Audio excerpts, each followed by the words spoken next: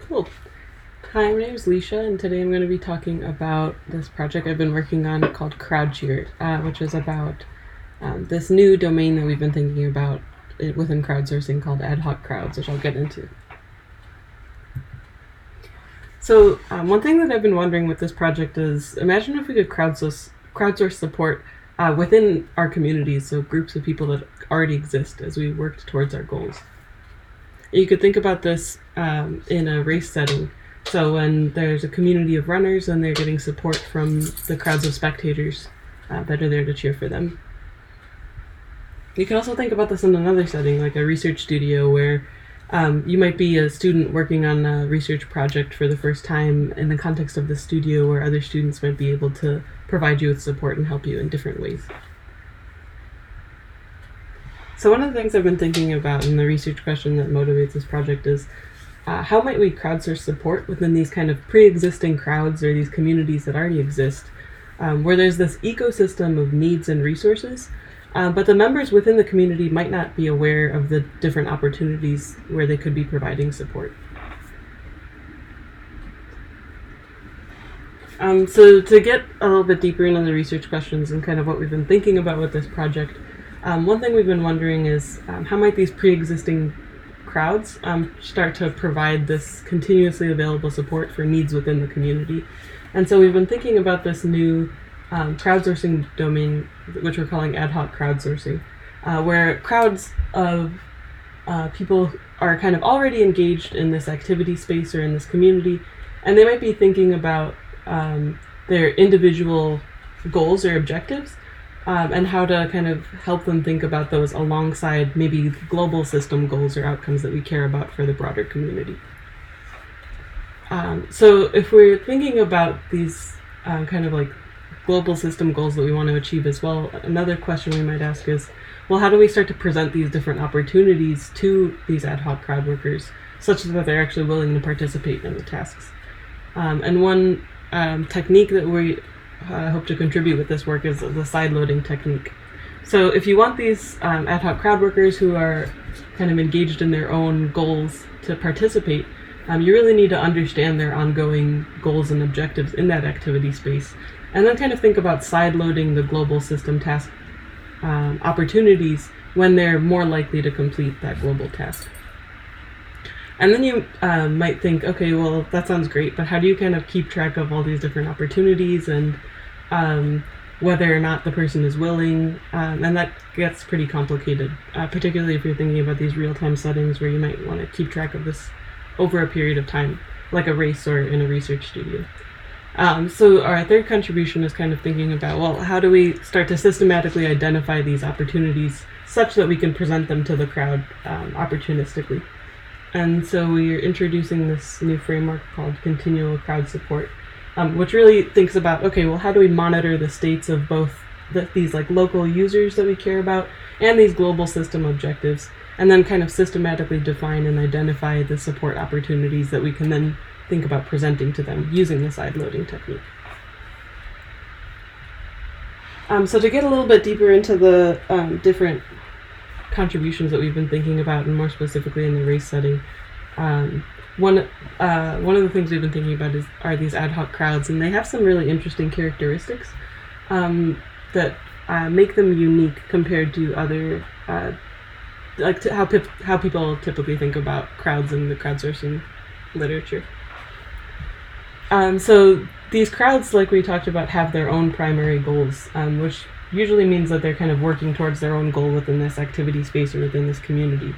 The benefit of that is that that also means that they're then already sharing this context within the activity space. So a spectator who's at a race cheering for their friend or family kind of is familiar with what it's like to cheer, and so the task of cheering for somebody else while they're waiting is actually a pretty similar task that might be pretty achievable for them. Similarly, a student in a research studio might be working on a task like doing study design for the first time, and that might mean that they are equipped to help another student as they run into that obstacle later on. So there's this kind of shared context which might mean that there are similar tasks that they're more prepared to support. And then finally, they might have resources that they're able to contribute to these global system goals. So for example, there might be points where they're idle. Like a spectator might, like if you think about a race, the spectators tend to be idle for quite a long period of time while they're waiting for their runner to run past. So there might be these points where they have these resources where they could contribute to global goals, like supporting many runners at the race, where we can kind of figure out, okay, they might be idle at this time, they might have resources that they could contribute, and then that might be something that we could leverage if we care about these global goals.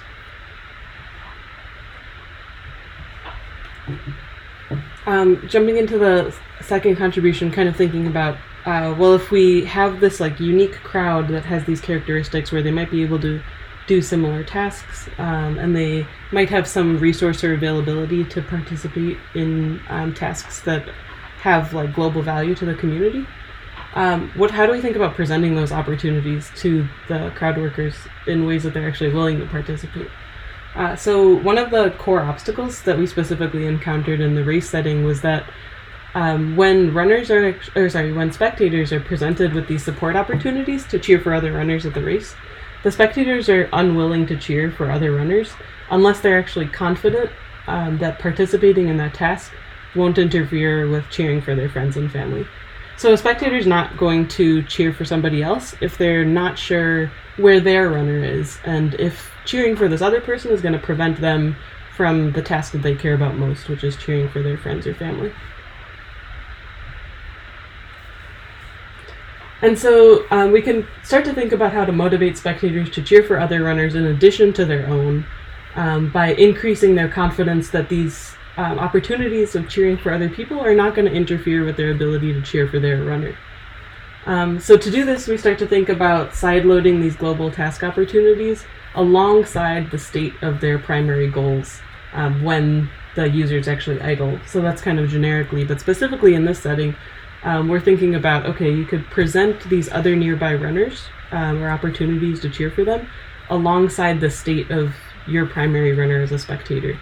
And then you want to do that when the spectator's primary runner is far away. So you're presenting those opportunities when you know that the spectator is likely to have some idle time where they might be more willing to participate.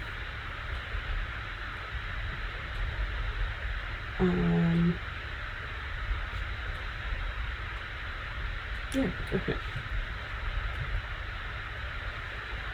And so this contribution technique is really interesting in terms of thinking about how to consider the user's goals that they care about in addition to these global system goals that we might want to realize through the crowdsourcing system. So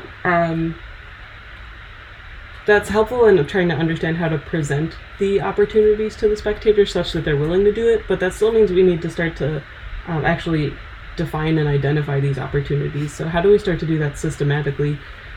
Because keeping track of all of the people you might be able to cheer for at a race is cognitively really difficult for a spectator to do. So kind of getting into these core obstacles, it's really hard to keep track of your runner on its own. The technology for tracking at races isn't necessarily robust, or there are many obstacles that runners or that spectators face in just being able to cheer for their own runner. But to be able to do that and consider these other opportunities and keep track of other runners at the same time, in real time and on the fly, is extremely challenging for any spectator to be able to do. And in addition, it's not just kind of keeping track of where your runner is and where other runners are. It's like reasoning about when are you actually idle. So you need to have some understanding of, okay, my runner's far away, and there are these other runners who are nearby that I may be willing to support. So I'm willing to kind of take on this task of cheering for another runner. So one of the things that we've been trying to contribute with this work then is a framework that helps us start to identify these opportunities and helps us to just kind of keep track of the different factors that determine the likelihood of contribution. So you want to keep track of the goals of the spectator and the system goals as well. You want to keep track of these different needs or opportunities where people might be able to provide support. And you want to keep track of those available resources that we were talking about. So in this case, the idle time that a spectator might have where they could contribute. And the idea is that we start to monitor the state of the users and their goals, and then start to define these opportunities such that you can then present them to the users. And so we've thought about this continual support framework that kind of monitors both the worker and the requester, so the runner and the spectator, to understand what their states are. It thinks about matching the spectator to different potential opportunities that they might be willing to participate in. And then it starts to think about, okay, how do we prime the spectators with the info they actually need to cheer for runners that they might not know, and give these really personalized cheers that runners don't typically get from spectators in the crowd. I'll talk about this a little bit later, but in our interviews, runners kind of distinguished between what it was like to receive these personalized cheers from spectators through the system, as opposed to receiving cheers from spectators who were just kind of there at the race cheering and clapping along.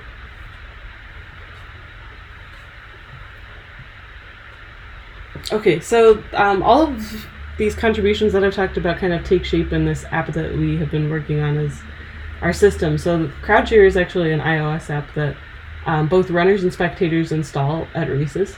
And as a runner, it pretty much just tracks your run. And as a spectator, it helps you track your favorite runner, which you could see in this image here of the dashboard. You can enter in your favorite runner, and then the system will know, okay, this is the person you really care about. And then meanwhile, it can present you with opportunities to cheer for other runners.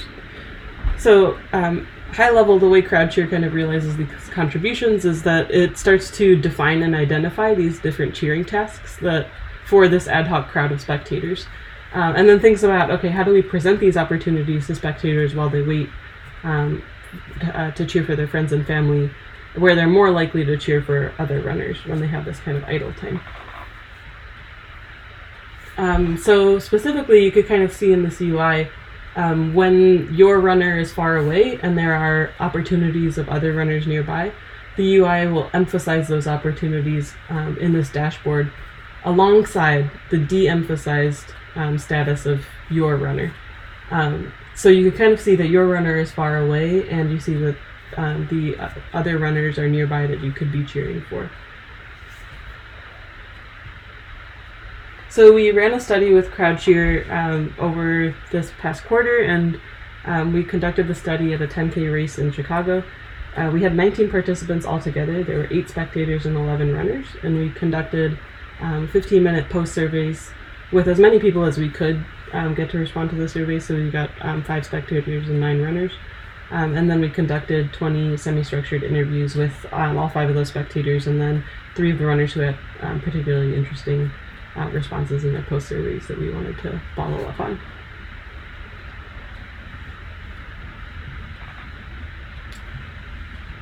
So just to get into some of our initial findings, we did find in this race setting that spectators were actually cheering for other runners in addition to their own using CrowdCheer, which is really exciting. Some of the initial evidence we saw were that there was an average of 2.4 runners that were other runners that a spectator cheered for. So they cheered for both their own runner and then on average 2.4 other runners during the race, which was really exciting across these 5 participants. And 4 of the 5 participants actually ended up cheering for other runners, which was really cool. The 5th participant, we followed up in interviews with her, and she had basically explained she wasn't really clear on what the system was supposed to be doing and didn't really understand because her runner was the one who had passed on the information to her. And she said that the app and the study wasn't really explained to her, so she wasn't really sure what she was supposed to be doing. So she was primarily, because she didn't really understand the app, didn't want to mess with it and just wanted to use it to cheer for her runner.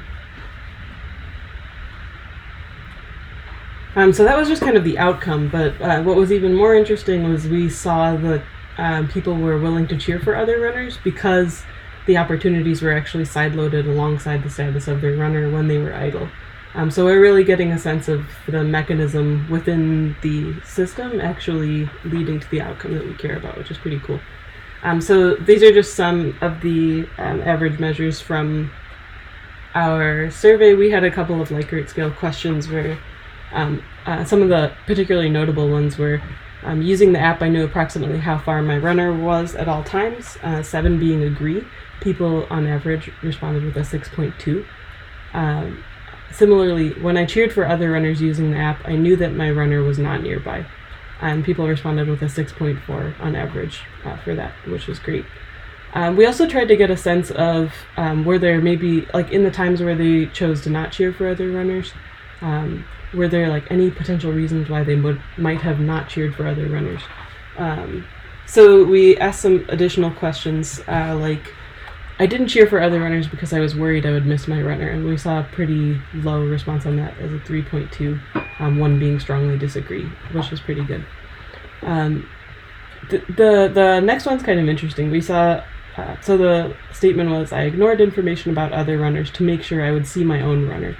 And we got a 4 on that one. And then following up with spectators and interviews, a lot of as they were telling me stories about the times that they did ignore information about other runners, oftentimes I would hear this narrative of spectators saying, well, I got to the race and I wasn't really sure what the app was going to look like, and I just kind of wanted to get a sense of the app. So there were a couple of times where I really wanted to make sure I could orient within the tech and like understand, okay, I now have a sense of where my runner is.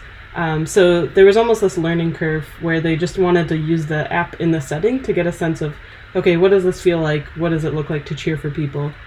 And in that time, they were mostly focused on their runner as opposed to the opportunities that the app might have showed them. And then after a little bit of time where they became a bit more comfortable, they switched off and said that after they kind of like could orient to the app, they were really excited and were starting to kind of click into other runners while they were waiting and look at these different opportunities, which is really cool. And then in terms of the interview data and then some of the post-survey open responses, we got some interesting responses as well, speaking to this mechanism of sideloading. So one of them being, I knew which one to cheer for other runners over my runner because I actually saw how far my runner was away from me, which is cool. It's getting this sense that the indicator to them that it was okay to cheer for other people was the fact that the UI communicated to them that their runner was far away, meaning that they were idle and able to kind of take on this opportunity. Some other quotes were, I cheered for other runners when I could see my runner was nearby, which is similar. Another one being, I knew when my runner was coming because the app said your runner is near. Do you still want to cheer for this other person? So this one's interesting in the sense that it's coming from the other perspective, where this person was in a setting where they were in the middle of cheering for another spectator, and they got a notification through the design of the app. If you're cheering for somebody else and your runner starts to approach, it'll notify you. So they were citing that specific notification, saying that was a cue to me that I should be cheering for my runner right now, as opposed to paying attention to this other opportunity, which is really cool. So those are just kind of some of the initial findings. There's a lot more data that we'd like to go through. So high level, we just really want to understand the experience of the ad hoc crowd and what is it like to kind of participate in these tasks alongside your own, and how does that change the ways in which you might relate to the running community. And we wanted to kind of go through and analyze the semi-structured interview scripts that we have to get a better sense of that, because there were some really interesting quotes from there that we'd like to kind of decompose a little bit. The other thing that we really want to do next is start to situate this work in the farther and closer approaches, and just kind of understand where these techniques fit in alongside existing work, and start to build out what our approach tree looks like. But yeah, that was pretty much this quarter. I'm really happy with how it went. Thank you so much for listening.